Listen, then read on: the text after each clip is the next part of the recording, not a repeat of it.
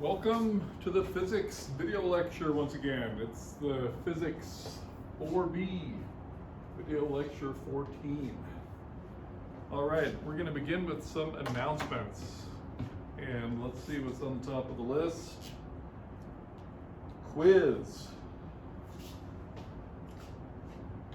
So our quizzes are now well underway. And I always send out an email with an announcement for the quiz and a very strong heads up as to what it's going to be about and what problems you should study. Therefore, you should make sure not to ignore that email. You guys should be crushing these quizzes if you actually prepare for them. Good, so yeah, we have those quizzes. And the next two, quizzes number 4 and 5, will also be from the thermal physics material, and then we'll start moving into the electricity. I think that's what I had to say there. Good, and then the second point was for quiz number 3. This was a calorimetry problem in which a piece of ice is thrown into some water. And the ice melts completely.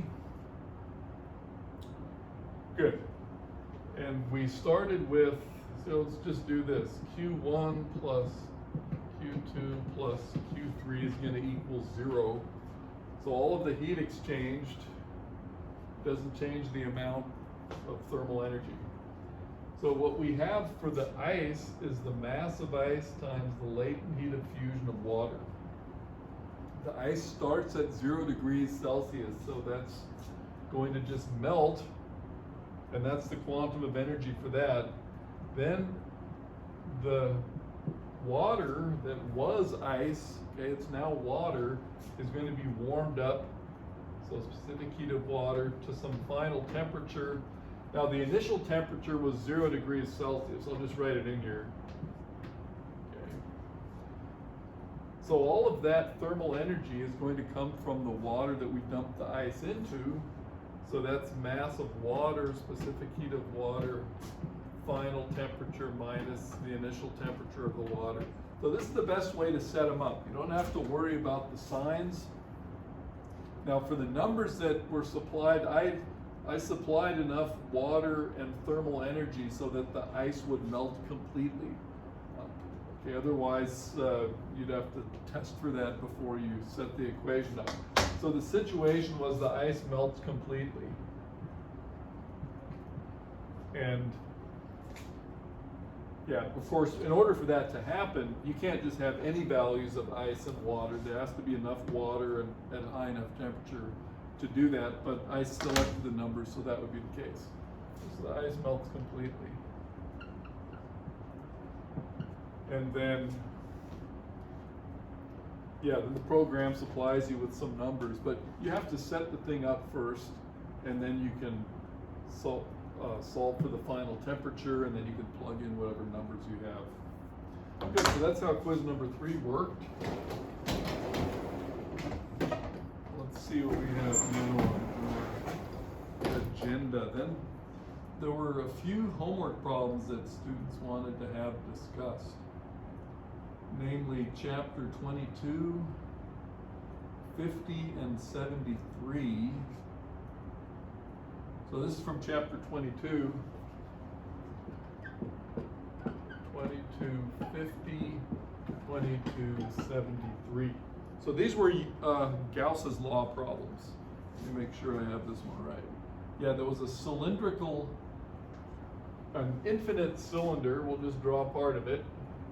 Draw it a little bigger than that. So we have an infinite cylinder. There's the axis. We have an infinite cylinder with a charge distribution that's uniform throughout the cylinder. And we said that is rho sub 0, right? That's coulombs per cubic meter. So inside and outside the cylinder, we have different conditions. But for both, we have Gauss's law, the electric flux is going to be equal to the enclosed charge divided by epsilon naught, the charge enclosed by the Gaussian surface. So we're going to begin with R less than, I think they gave the radius of this thing was A. Okay, so I'm measuring R, here we go, so radius A. I'm measuring R from the axis, so there's an R, and I build a Gaussian surface in here, like that. And because this thing is infinitely long, there are no end effects. Okay, there are no end effects, so if I've got a length L here, I can do my flux integral. The field has to just be away from the wire. I'm going to call it radially outward. The field has to be perpendicular to those surfaces, not a wire, away from that cylinder, by symmetry. Okay, there can't be any other component because this thing's infinitely long. Good, so that means we're going to have an E field pointing out as shown here times the surface area of that cylinder, which is 2 pi RL. Again, no end effects. So we'll have 1 over epsilon naught. The enclosed charge is density times volume in this case, so rho 0, and then the volume is pi r squared times L. Okay, density times volume. Charge density times volume. The L's cancel. L's gone, pi is gone, r squared against that r. Just going to divide by 2. E is equal to rho 0 r over 2 epsilon naught. Okay. So that's the one solution. Consult here, that's what we had. Now, outside, okay, this was r less than A. Let me go ahead and write that. R less than A. Now let's do R greater than A. Then in fact, we have on the left side E times 2 pi RL. Same argument as before, but now it's just the total charge because we're outside. Our Gaussian surface is outside this one right here. I'll draw another one. So now this is our Gaussian surface. Okay. All of the charge is enclosed. So on the left side, E times 2 pi RL. On the right side, 1 over epsilon naught, rho 0, and then the volume, but simply of the entire cylinder there. So pi A squared L. L's cancel, pi cancels, A squared stays. We're going to divide by R. So E is equal to rho naught A squared over 2 epsilon naught R. And you see they're actually going to meet when R is equal to A, these two answers will be the same. So if you were to graph them out to A here, you'd be linear and then you'd be decreasing like that. Okay, so that was a nice Gauss's law problem. The other one's a lot more fiddly, and I'll just sketch what's going on there. That was the modeling the hydrogen atom.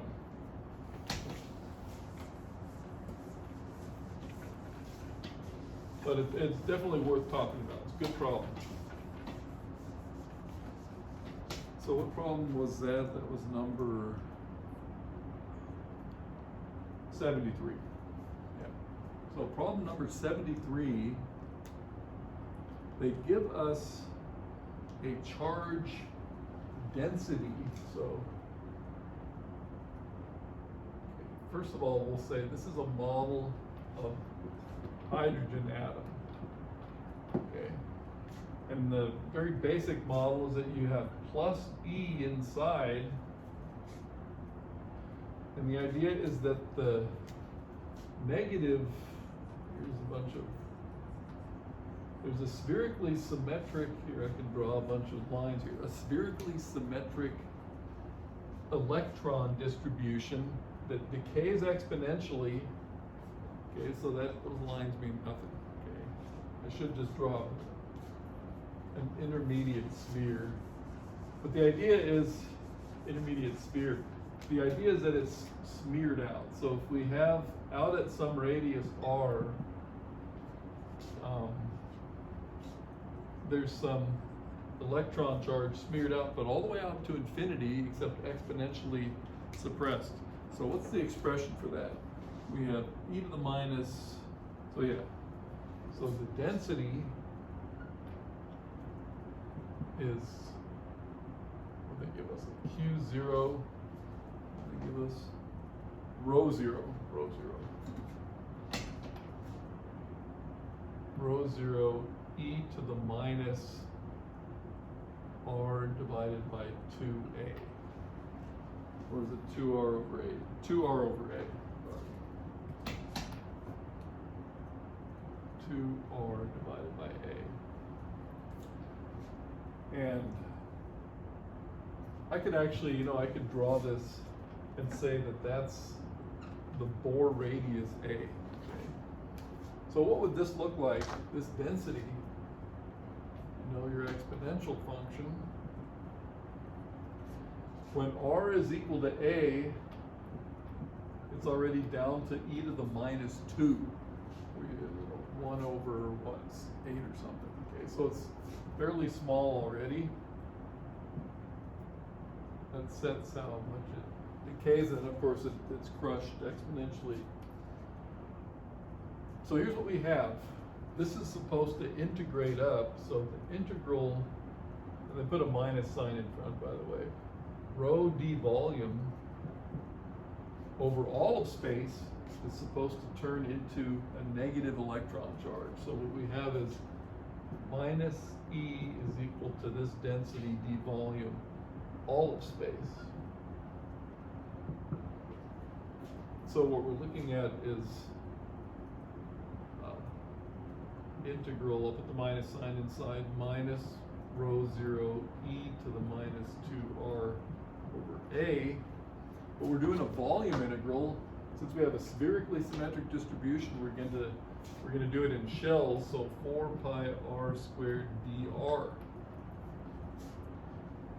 R goes from 0 to infinity. So you integrate this up and you set the answer equal to minus e, and that gives you a value for this rho sub 0. So that's the first step. And what you do is use integral x squared e to the minus alpha x dx. And this is when you look up. Although it's not impossible to derive it, which can be fun as well. Gives you is equal to e to the alpha x times x squared over alpha minus 2x over alpha squared plus 2 over alpha cubed. So there's your integral that you'd use, and you'd be going from 0 to whatever boundary we have here. For the first problem, 0 to infinity, okay? And that will give us a value for rho sub 0. So next we're going to use Gauss's law. And this one again, I'm just going to set it up.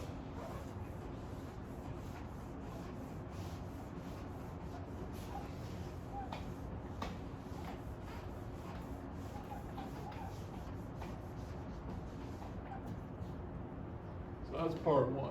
Part 2, E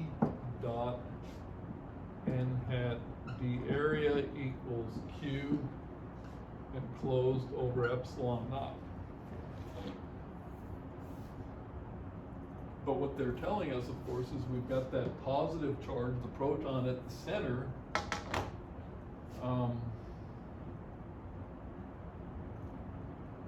So for any intermediate Gaussian surface, that could be this red line right here. The vector field will point outward.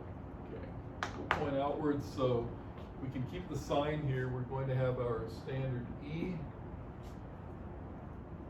4 pi r squared. Okay, because again, we've got the spherical symmetry.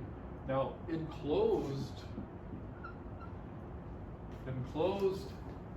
is going to be the charge that we integrate, but in addition to that, of course, the charge right there, so we have E minus this integral rho d v integral rho dv, and let's go ahead and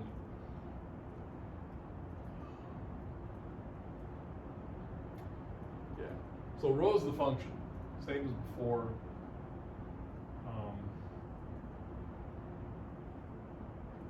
I'll write the whole thing out. Rho naught e to the minus 2r over a 4 pi r squared dr. But since we're integrating out to r, we'll go ahead and give each of these a prime integration variable 0 to r. So that's our task. The first thing we did was solve for rho 0, which, by the way, is just going to make this proportional to E. And we can pull the E out, and then E times 1 minus what this integral gives. Using that right there. And then the final result, we divide by 4 pi r squared. You know what, I'm going to take care of that right here.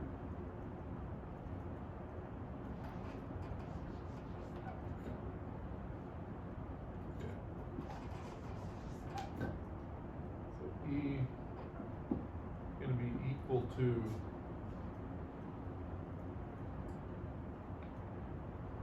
over 4 pi epsilon naught r squared times this.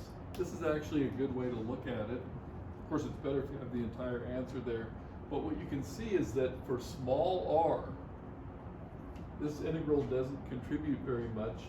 So if you're close to the proton, it's really pretty much just the field of the proton. Okay. But as you go farther and farther away from it, it's shielded by the electric charge here. If you're far enough away, as this r goes to infinity, this entire thing goes to 0. So, note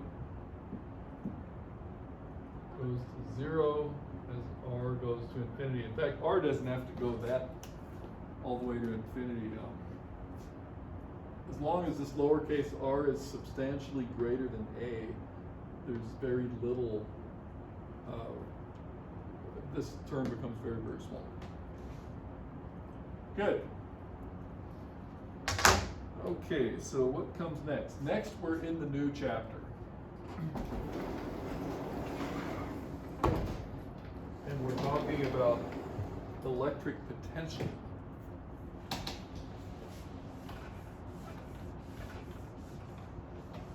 So we have the potential of a point charge. Now we're going to make contact with what we just did up there. But now we're in the new chapter, electric potential.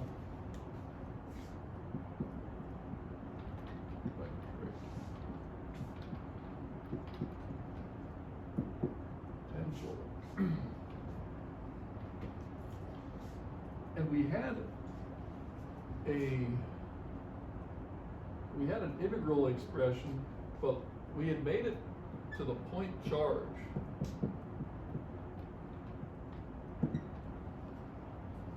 And and we'll be able to make contact with our Gauss, Gauss's law expressions as well here. But for the point charge, we had V. Here we go, right here. V is equal to K Q over R, where the charge is at the origin. So let's write point charge at the origin. And potential energy for 2-point charges is K Q1 Q2 divided by R. So this is very useful. This is similar to the gravitational potential energy you would have had with Newtonian gravity, except that we have 2 signs of charge. So the attractive potential energy, or the potential energy for 2 point charges that are attracting each other, is going to have a minus sign by virtue of the fact that we get attraction from opposite signs. Okay, so one of these will have a minus sign in it. You'll have attraction just like you did in gravity.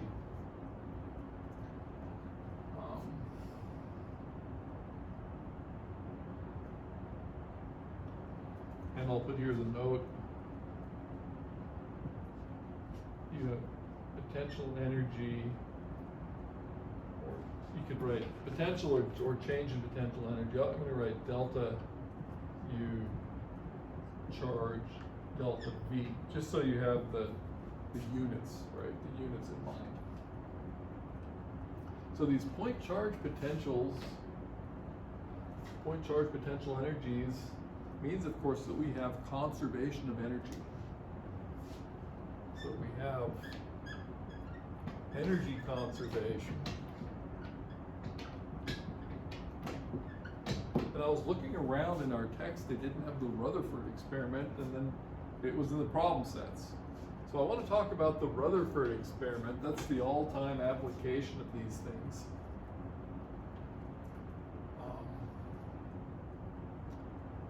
So yeah, let's send this up here. And that will be a homework problem as well. I think it's problem something or other, 25.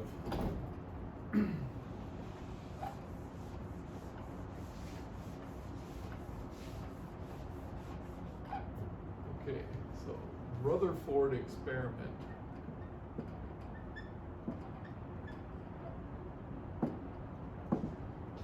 Let's just say the atom and the nucleus.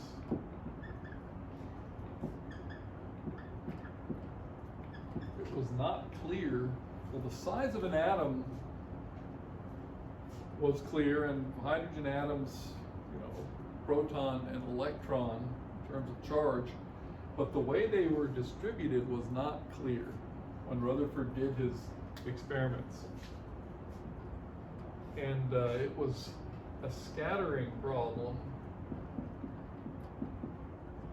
So what he did was he had doubly charged helium nuclei. Those are called alpha particles.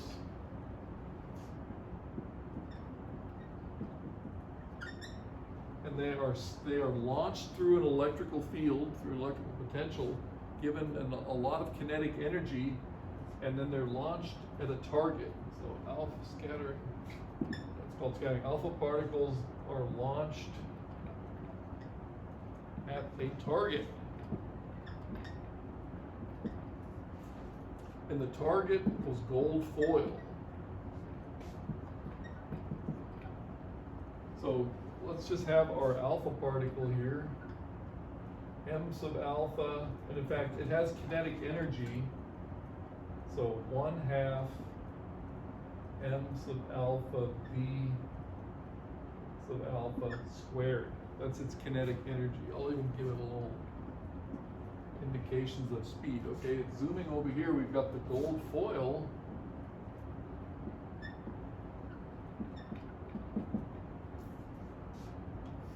And the structure of the gold foil is unknown.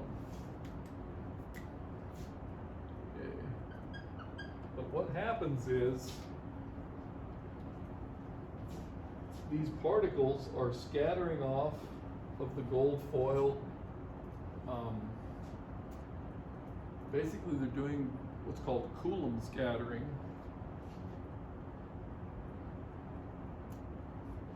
And I should say they have quite a bit of energy, so the expectation is they would just go through. Okay. Occasionally they scatter, so they come in here and then they veer off. Okay.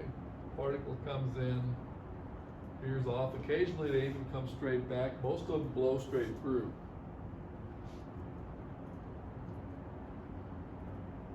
And because the gold atoms are locked into place in the foil, they more or less stay at rest. And what's done is then detectors are set up, and the alpha particles that came in here are then detected at different angles. Okay, so it's a scattering problem. I'll just put a theta here. There are scattering angles. Okay, so what does this have to do with potential energy? Well, we have energy conservation. So over here we have kinetic energy, and over here there's a potential energy. Okay. And there's energy conservation. So let's say out at infinity here, this is 1, and at the point of closest approach, we have 0.2. So what we're looking at is energy initially is equal to the energy final, or the final state. The energy initially is all kinetic. Actually, let's write this out. So kinetic energy 1 plus potential energy 1 is equal to kinetic energy 2 plus potential energy 2. Okay, with these points 1 and 2.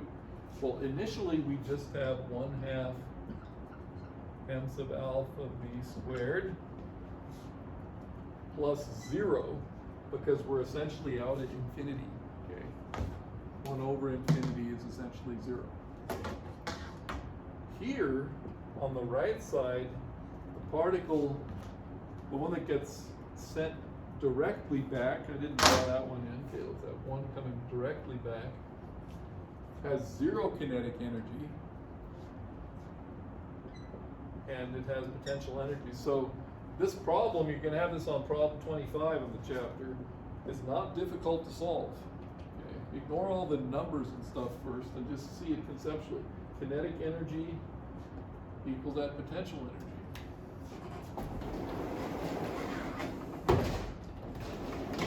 So I'll go right under here.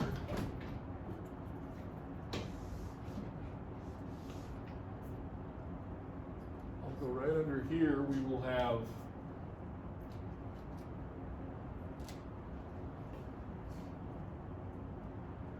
one half mass of the alpha particle v squared of the alpha particle is equal to k q1, so q of the alpha particle, q of the gold over r.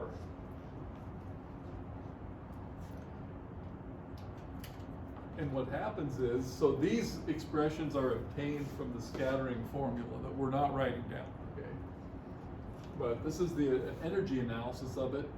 What happens is you can solve for r of closest approach. That's your unknown.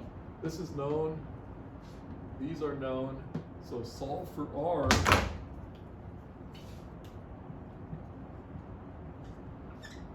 R equals. And in the book, they'll just call this the kinetic energy. Fine, it's called kinetic energy. The point is, Rutherford found that R is on the order of 10 to the minus 14 meters. Okay. The atomic diameter is on the order of 10 to the minus 10 meters. So this is amazingly smaller. It's tiny. Okay. And this is when this was discovered. So the size of the nucleus, the actual size of the nucleons, size of protons, neutrons, and clusters of them, was discovered by Rutherford to be this tiny. Okay. So very important experiment. There's a lot more sophistication going into the scattering formulas that we do in upper division physics, but this energy analysis is completely right on. Okay. So good. That's a great application of the point charge potential idea. Let's consult the clock here.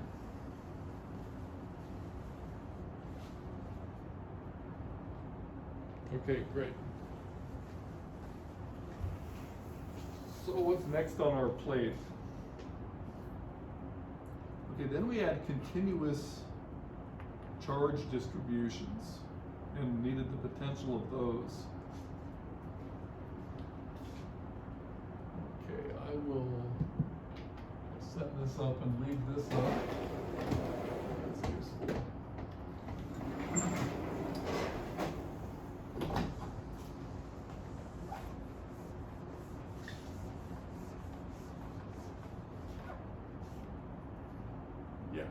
Okay, the problem that I assigned is not going to use these exact symbols. It's a little more generalized, just numbers of charges, electron charges and stuff. Here they actually give you some number of mega electron volts. Oh yeah, the electron volt. Let me make sure I introduce that.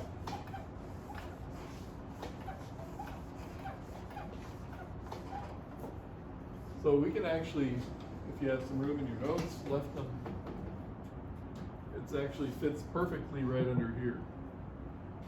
So this is a potential energy change. This is an energy, okay? So it's in joules, but we have coulombs and volts here. This as a unit of energy, we can have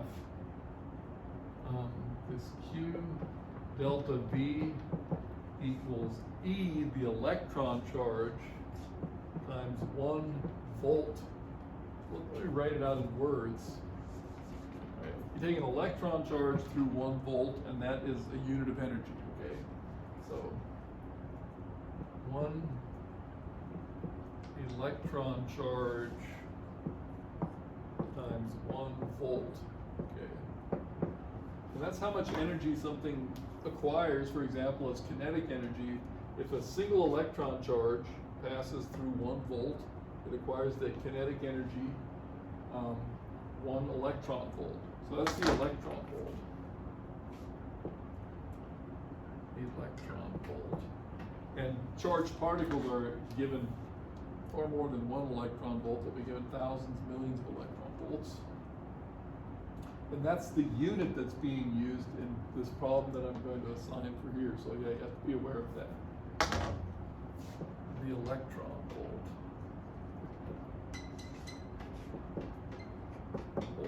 Okay. So put a box around that.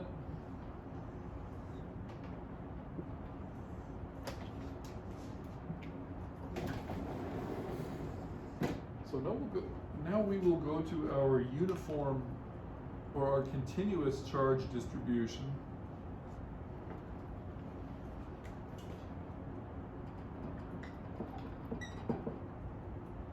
And we'll integrate that expression up there. So continuous charge distributions.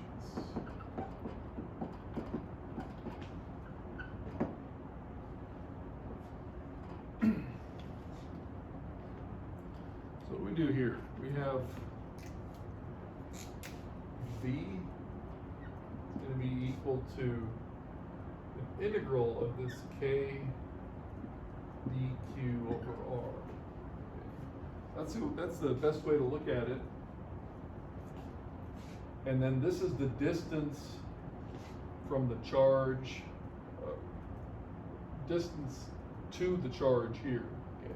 So in the concrete case, we have to generalize this or specify this a bit more. For homework example, this must have been problem 50, 51, 23, 51. that people were interested in seeing, we had on the y-axis a distribution of charge that went from L over 2 to minus L over 2, and it's a linear charge distribution. Okay.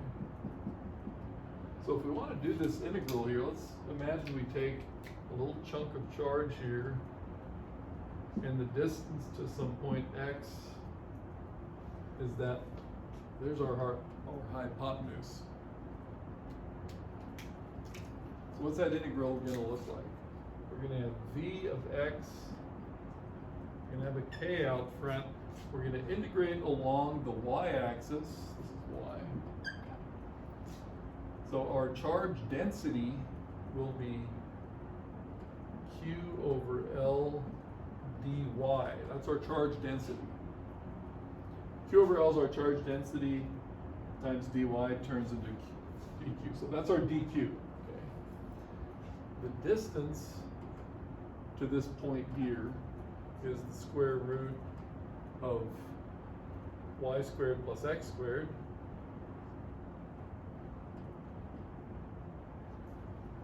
And we're going from minus L over 2 to L over 2. So this was k q over L, and then we have this logarithm,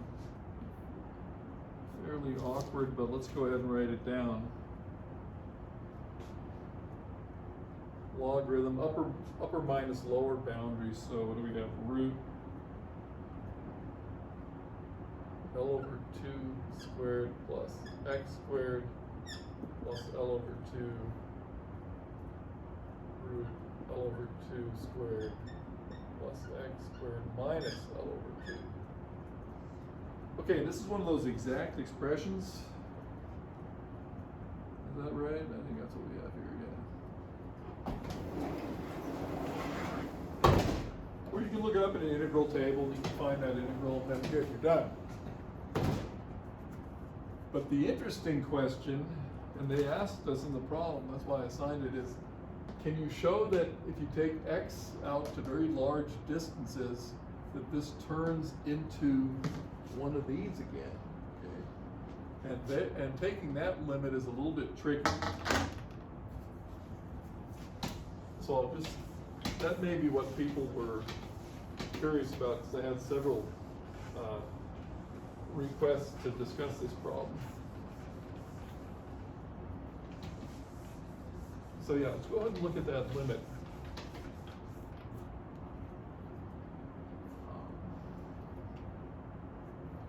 So for the limit, and we don't have to say x goes to infinity, we can also, x goes to infinity implies simply x much greater than L. That's really what we're looking at, x much greater than L. What we can do is divide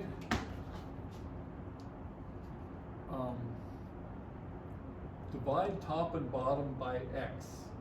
Okay. Divide top and bottom by x, and then let's look at this logarithm.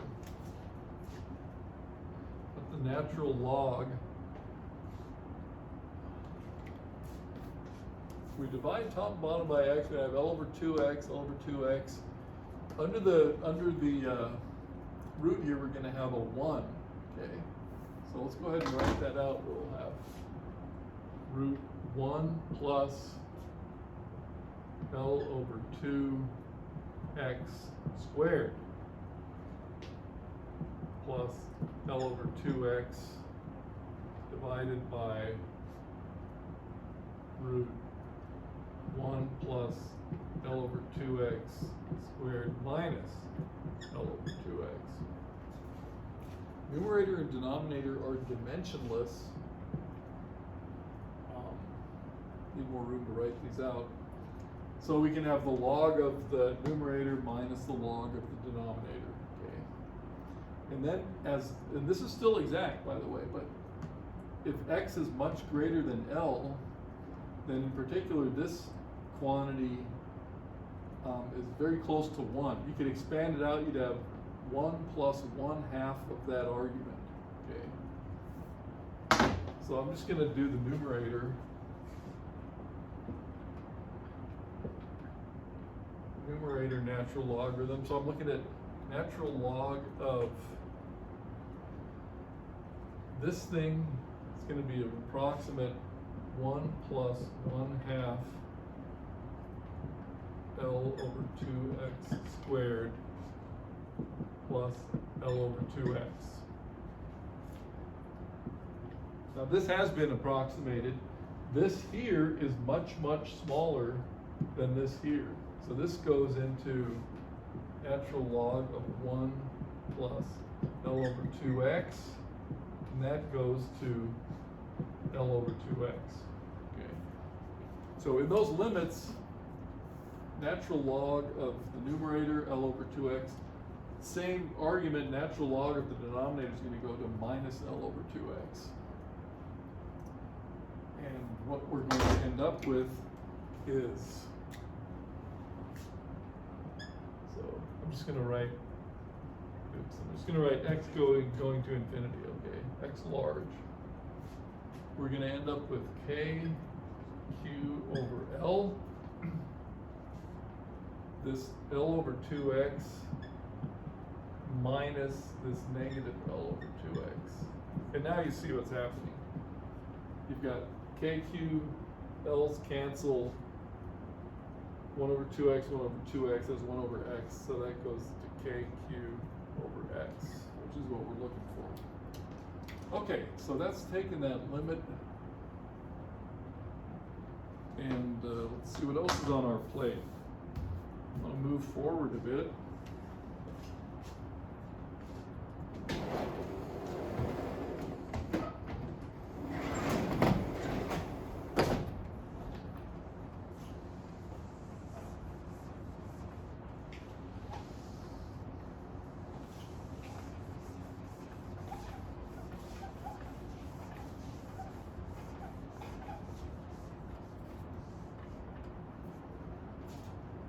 So we're going to talk about the relation of the field and the potential and field. Potential and the E field again. So what do we have here? V minus E dot dl. So that was when we introduced it. Okay, it's the line integral of the electric field, and this is symbolic now. So I'll put the R up here, and that would be the end of your line integral. You integrate it up to R right up there. So in fact, let's make sure we write V of R like that equals minus.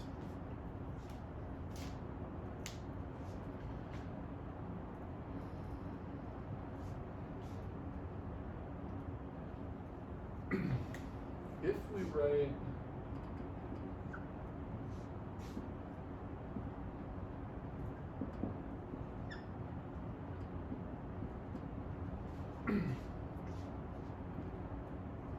minus EX dx minus EY dy, what rhymes here, minus integral EZ dz, if we could break our integral down into that form, then we can see that partial v with respect to x is equal to minus EX. Same with y and z. So then we have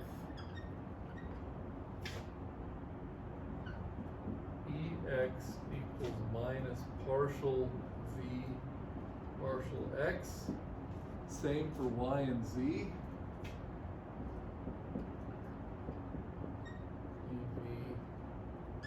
Y EZ equals minus a minus sign in front of each of these dv dz.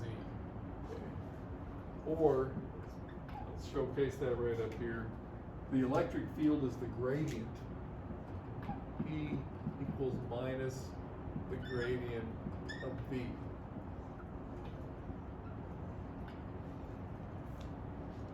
So this is very important, and we'll continue to just use this symbolic notation here. So we've got the electric field as the gradient of the potential, or minus the gradient, negative gradient of the potential. Let's go ahead and erase this.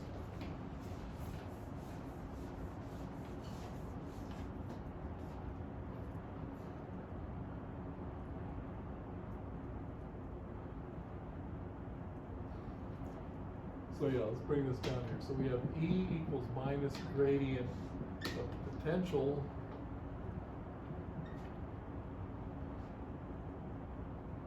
so the best way to write this.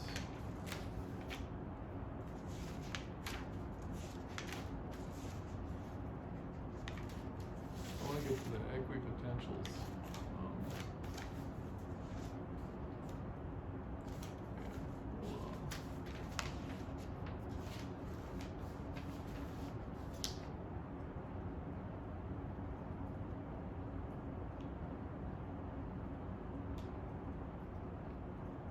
Yeah, we could do this.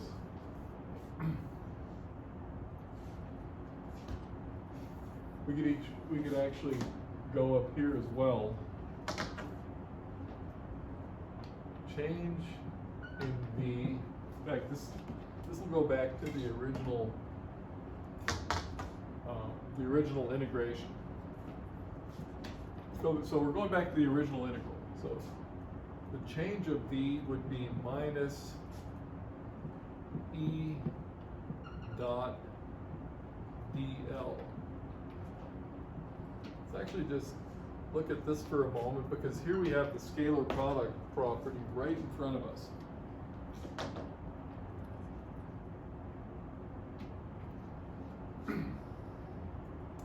So in particular, if you have an E field and you move perpendicular to that E field, you have no change in the potential. So no change in V if E is perpendicular to dl. See, we had a case where E and dl would naturally be perpendicular, and that was on the surface of a conductor. So now consider the surface of a conductor.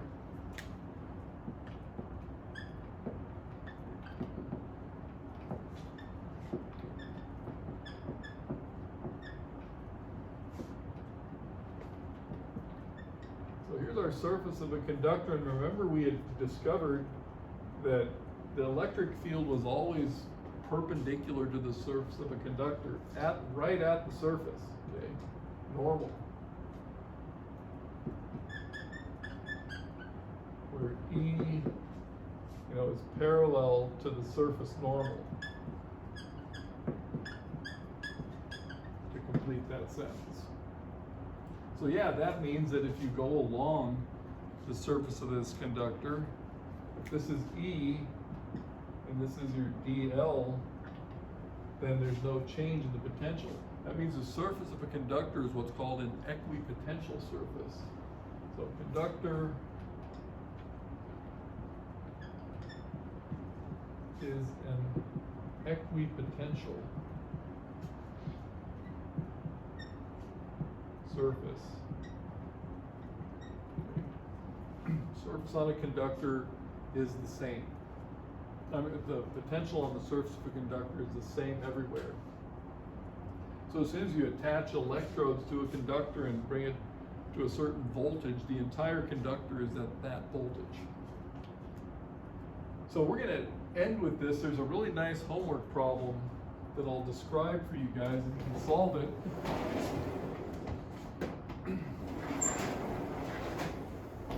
And I think that's the best way to discuss this whole thing. this whole complex of ideas.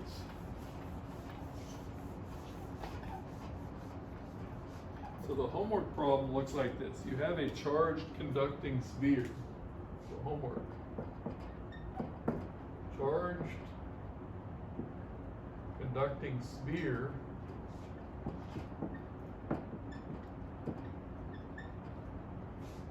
and it's got, say, some radius R1. Means there must be a second sphere in that mix, but for just start with that. So it has charge on it, and we know that the potential at the surface and beyond is just the potential of a point charge. Okay, so V at the surface is same as at the surface and beyond, same as a point charge.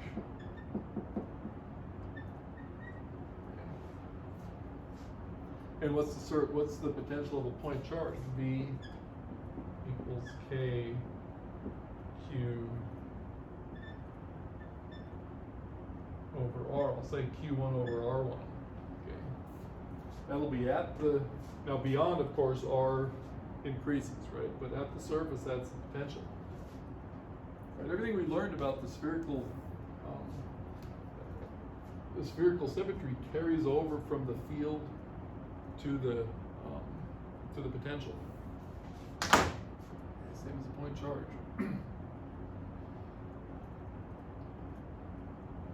Good. So then they're going, so here's one. So for part 2, we're supposed to connect this thing with a wire to some other conducting sphere, R2.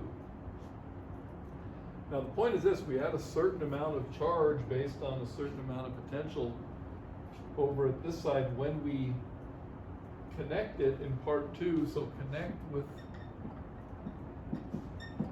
a wire, then this conductor, the conducting wire, and the sphere over here are all one equipotential surface. Okay, it's no longer going to have the same potential it did before.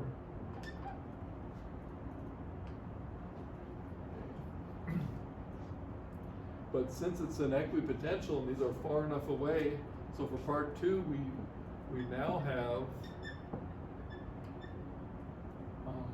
in fact, let's take the 0 off there for a moment. That's our original charge. We now have K Q1 over R1 equals K Q2 over R2. So this was a neutral sphere conductor, so the charge has now redistributed itself. The thin wire tells us that it's a negligible amount of charge on the wire itself. The whole thing's an equipotential, so this is an interesting problem to get the new charge distribution and the new potential. Okay. So that's a great problem. I think I'm going to leave it at that. So what is our homework assignment? This is